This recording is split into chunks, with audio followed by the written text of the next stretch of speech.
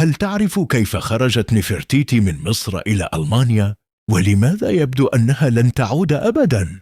ابدأ معي هذه الرحلة عبر الزمن واكتشف السر الخفي وراء واحدة من أعظم التحف الفنية في التاريخ المصري. وإذا أردت أن تصل الحقيقة للعالم كله، لا تنسى الإعجاب بالفيديو ومشاركته مع أصدقائك، فمع كل مشاركة تقترب الحقيقة أكثر من النور.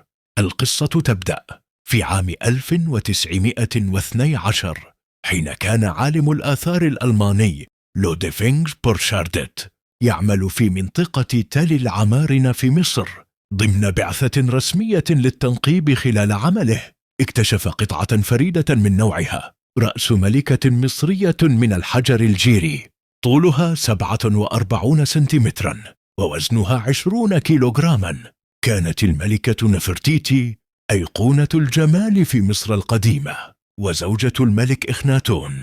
في ذلك الوقت كان القانون المصري يقضي بتقسيم اللقى الأثرية بين البعثة الأجنبية ومصر بشرط واضح، وهو عدم إخراج أي تمثال ملكي. لكن بورشاردت حين رأى التمثال أدرك أنه أمام تحفة فنية لا تقدر بثمن، فزعم في الأوراق الرسمية أن التمثال لامرأة غير ملكية ليتمكن من أخذه إلى ألمانيا. وهكذا خرجت واحدة من أهم قطع التاريخ المصري إلى الخارج بخدعة إدارية. عند وصول التمثال إلى ألمانيا أثار ضجة واسعة، عرض للجمهور، وسرعان ما لفت نظر المسؤولين الألمان. وعندما رآه هتلر بنفسه انبهر به وقال عبارته الشهيرة: سأشن حربا على مصر كي لا تعود رأس نفرتيتي.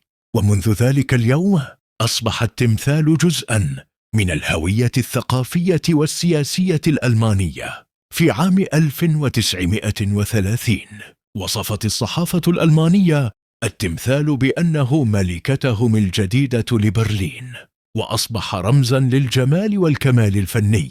وعد هتلر ببناء متحف كامل خصيصا لعرض نفرتيتي، وهو ما تطور لاحقا ليصبح متحف برلين المعروف اليوم بعد الحرب العالمية الثانية.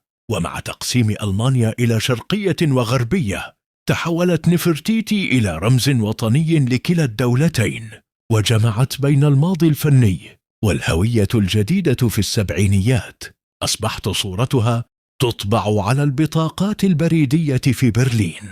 وفي عام 1999 ظهرت على الأوراق الدعائية لحزب الخضر الألماني. في المقابل لم تتوقف مصر عن المطالبة باستعادة التمثال، مؤكدة أنه خرج بخداع ومخالفة للقانون. واليوم يعرض التمثال في قاعة كاملة بالمتحف، ويزوره أكثر من 500 ألف زائر سنويا، ليصبح رمزا ثقافيا لألمانيا ومدينة برلين. بعد أكثر من 100 عام يظل السؤال قائما: هل يمكن أن تعود نفرتيتي إلى مصر؟ القصة تشير إلى أن الأمر لم يعد مجرد آثار، بل هو صراع بين الهوية والسياسة والذاكرة التاريخية.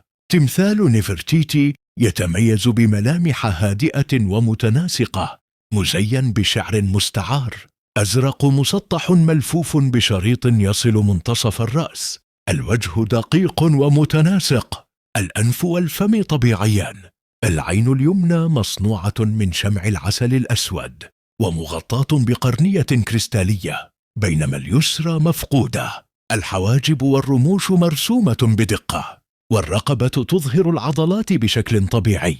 تحت الجلد الرقيق والكتفين غير مطليين بالكامل. مع التركيز على الوجه، البشرة مطلية بألوان طبيعية باستخدام طبقات من المغرة الحمراء والأوربمنت الأصفر والفريت الأخضر، بينما الشعر والتاج بالأزرق المصري بدرجات مختلفة لإضفاء حيوية للتمثال.